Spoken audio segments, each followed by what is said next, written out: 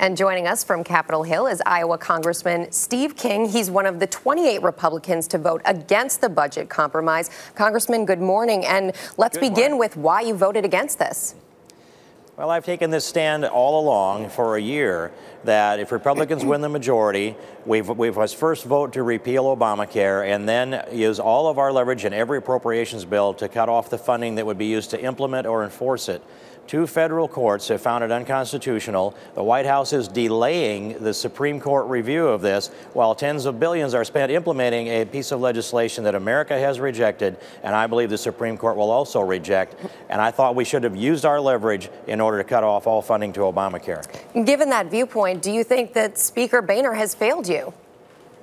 Well, I wouldn't go so far as to say that. He had a different set of priorities, and a lot of political capital was used on the cuts, and by the time we got through that, we just didn't have enough leverage left to work on that, what I thought was the most important issue, and I think history will show that. Would you have rather seen this morning, then, a government shutdown?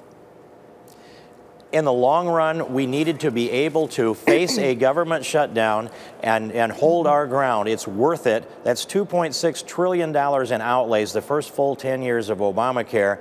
And if we're not willing to face the threat of a shutdown, which was being threatened, of course, by Harry Reid, and the discussion was initiated over there, you're not as strong in your negotiations if you're not willing to use the tools that the other side is using. They were willing to use the shutdown. We were not. I think we could have gotten more if we would have been willing to face a shutdown. And what do you think that would have done to you politically speaking and your followers and the people who have voted you into office?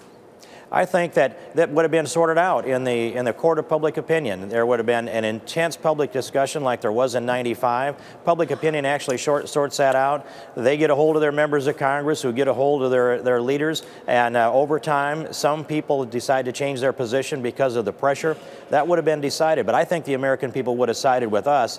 What I want to do is fund all the legitimate functions of government, none of Obamacare. I think that bright line would have put the president in a bad position of having to say that his signature piece of legislation is more important to him than all of the functions of government all put together. Given what you want and what ultimately was accomplished here, what do you think it says about the power of the Tea Party movement? Well, there's a tremendous amount of leverage there. There are 87 freshmen in this Congress. Quite a few of them are here because of the support of the Tea Party.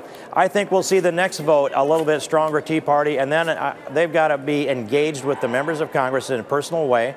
And I think they're going to get strong and stronger. And I know they're looking to the 2012 election now.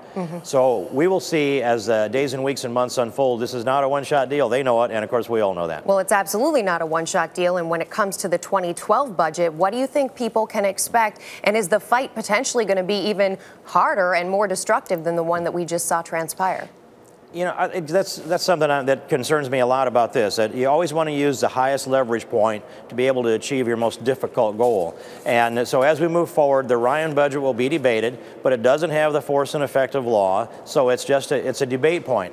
Then we will go through 12 or 13 appropriations bills. I think we'll debate them intensively in the House, and I think Harry Reid will put them in his desk, take none of them up until the last week in September, where he'll put them all in one big omnibus spending bill, make his changes, and add his money and drop that on our desk, and at the end of September, and we'll be at another crisis of the threat of another shutdown.